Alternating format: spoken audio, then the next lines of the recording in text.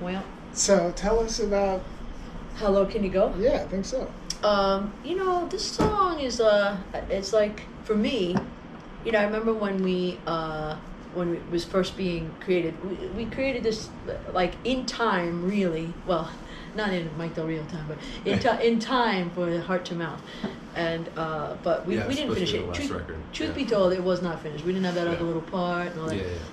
But it songs are always fun how they start, and they start in like just a variety of ways, obviously.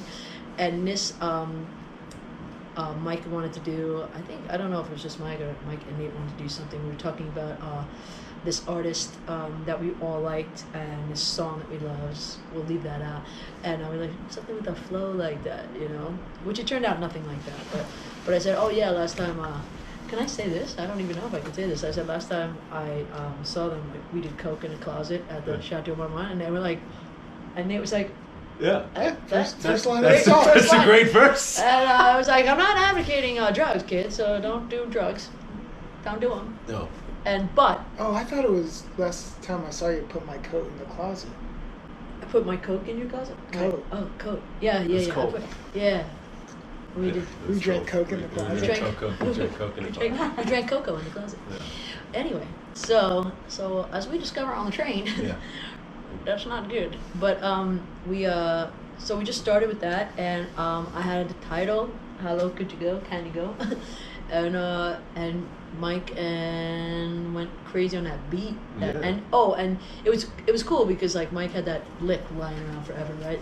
That was like a high school lick. I love that. Yeah, that's what I said. I love that lick. I feel like every guitar players are like, I don't know. I mean, I don't know how you guys feel, but I feel like there's always these little things that kind of just creep when you start making music or start learning an instrument. You're like, just have these little things that are in your subconscious or that you just naturally play. And I've had that thing. Don't you love that though when you have like a chord progression that you just had forever, and then suddenly it's like a song, and you're like, huh? It's happened twice, 3 times, or it's like where they've just kind of.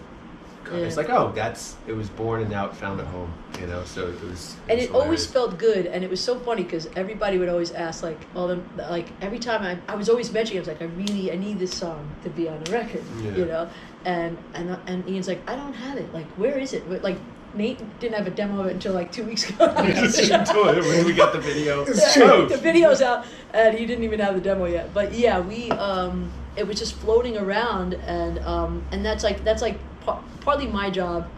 One of my many jobs is that I have to keep track of all these freaking songs, and because sometimes like Mike and Nate are not gonna push me if they if I don't want a song on it, they don't like, and they don't want to be too suggestive. I think they're always very respectful, and but I'm sometimes like just sitting on songs, so many all the time. I mean, there's so many that people haven't and probably will never hear. Mm-hmm. But this one, I just felt like it had a thing, and I really wanted it in, and it fits this record. That's another thing. Yeah. I said sometimes songs have to wait because they don't necessarily fit on a record with other songs.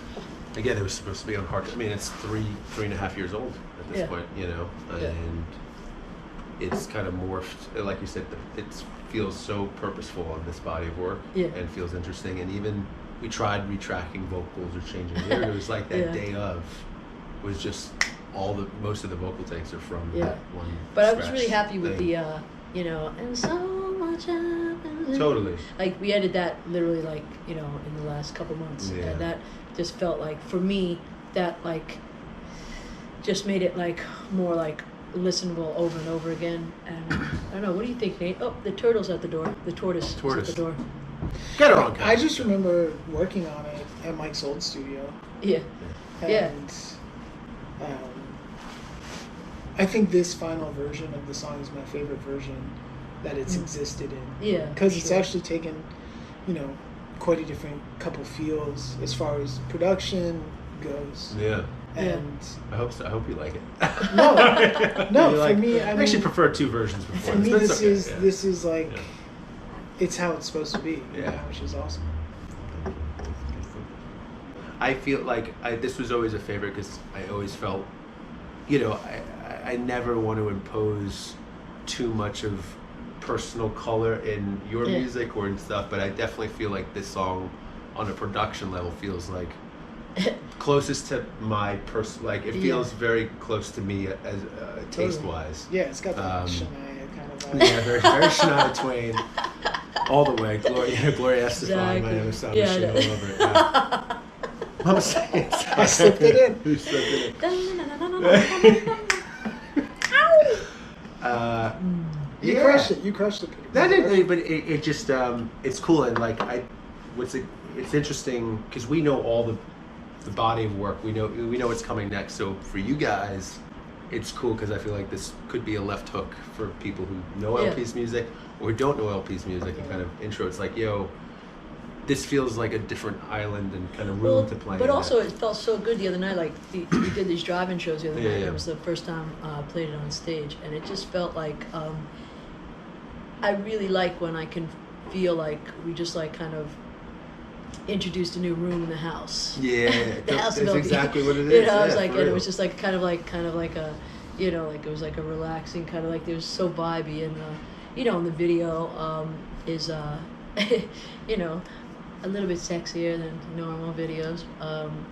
And I just think that the song is slinky, you know, and the song has that like kind of, to me, like we're able to capture the mood of like it being like, you know, How Low Can You Go is basically about possibly like kind of indulging in your dark side for a minute, you know, like kind of like what would happen if I didn't go home tonight? What would happen if I, you know, went off on some wild affair? What would happen? You know, what would happen?